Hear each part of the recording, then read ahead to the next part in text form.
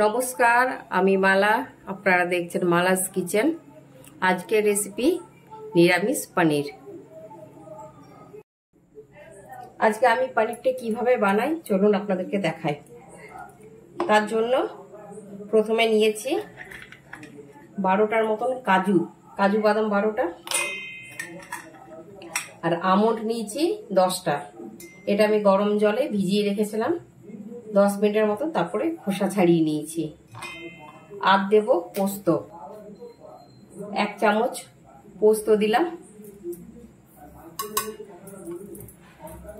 আর এর সাথে দিয়ে দেব খানিকটা আদা কুচি করে, আর 3টে কাঁচা লঙ্কা, আর দেব 2টো টমেটো। সব একসাথে পেস্ট করে নেব। এবার কড়াইতে দিলাম তেল। এবার ক্যাপসিকাম গুলো ভালোভাবে ভেজে নেব।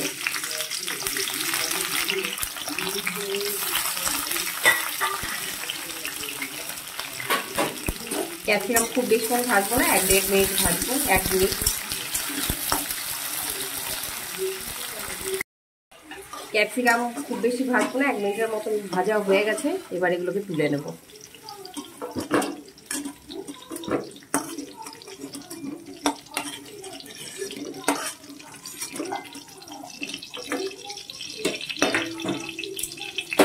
এবার ওই তেলের মধ্যে দিয়ে দেবো যে পেস্টটা করেছিলাম, সেই পেস্টটা দিয়ে দেবো।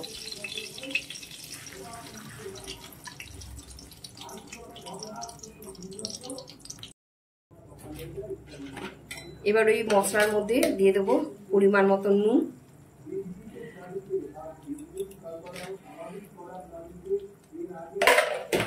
দিয়ে দেবো 1 চামচ মতন চিনি, যেহেতু নিরামিষ একটু মিষ্টি মিষ্টি হবে। দেবো একটু জিরের গুঁড়ো, সামান্য একটু জিরের গুঁড়ো, আর দেবো একটু কাশ্মীরি লঙ্কার গুঁড়ো। খুব ভালো করে ভেজে নেব মশলাটা।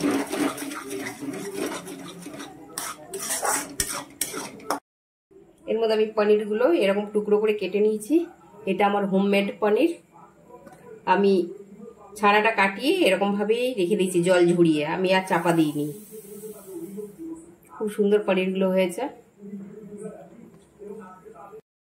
আমার মশলা কষানো হয়ে গেছে, মশলা থেকে তেল ছেড়ে দিয়েছে।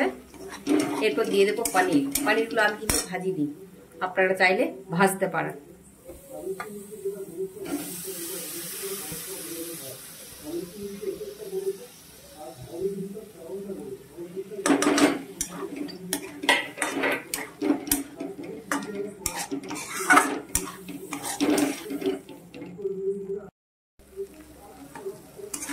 পনির কষানো হয়ে গেছে। কষানোর পর এবার মিক্সির বাটি ধুয়ে একটু জল দিয়ে দিলাম।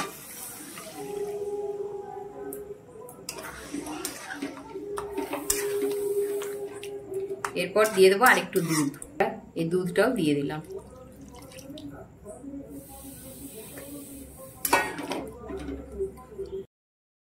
এবার দিয়ে দিলাম ভেজে রাখা ক্যাপসিকামগুলো দিয়ে দিলাম।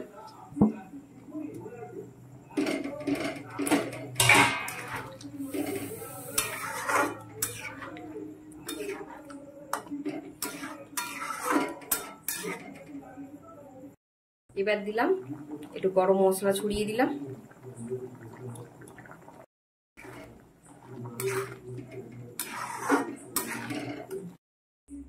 এবার দিয়ে দিলাম একটু কস্তুরি মেথি।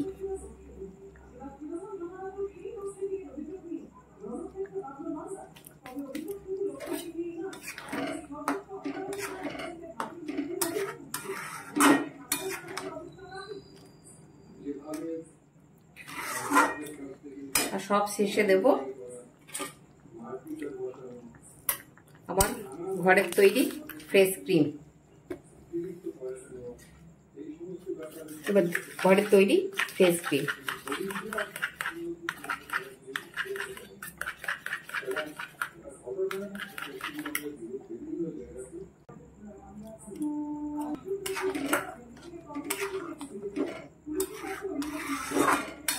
আমার পনির রেডি।